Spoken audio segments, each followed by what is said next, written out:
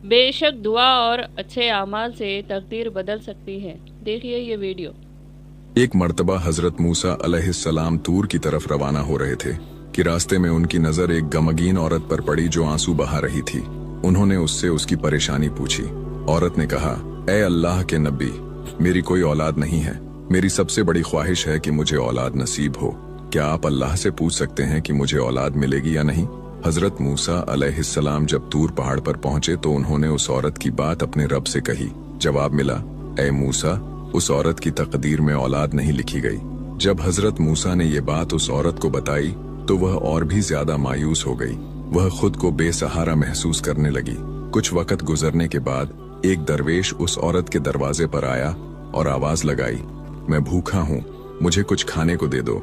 औरत बाहर निकली और देखा कि एक फकीर है। फकीर ने कहा, अगर तुम मुझे रोटियां खिलाओगी तो अल्लाह तुम्हें बेटा देगा।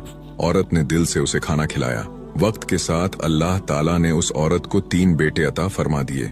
जब हजरत मूसा अलैहिस्सलाम दोबारा वहां से गुजरे तो औरत ने उन्हें बुलाया और कहा, आपने कहा था कि मुझे औलाद नहीं मिलेगी, लेकिन अल्लाह ने मुझे 3 बेटे दिए हैं।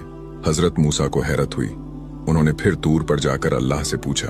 अल्लाह ताला ने जवाब दिया, ए मूसा, जब उस औरत ने मेरे दरवेश को खाना खिलाया, उसकी नेक नीयत और कुर्बानी ने मेरी रहमत को जगा दिया।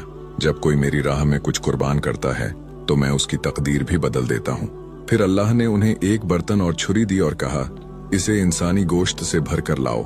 सबने इनकार किया, मगर एक गरीब आदमी राजी हो गया और अपने जिस्म से गोश्त काट कर बर्तन में डाल दिया। अल्लाह ने पूछा, तुमने अपनी चमड़ी क्यों नहीं काटी? क्या तुम इंसान नहीं? हजरत मूसा पर यह बात बहुत भारी गुजरी। उन्होंने सजदा किया और कहा, या रब, मुझे माफ कर दे। अल्लाह ने फरमाया, मैं दिलों को देखता हूँ। मेरी राह में दी गई सच्ची कुर्बानी तकदीरें बदल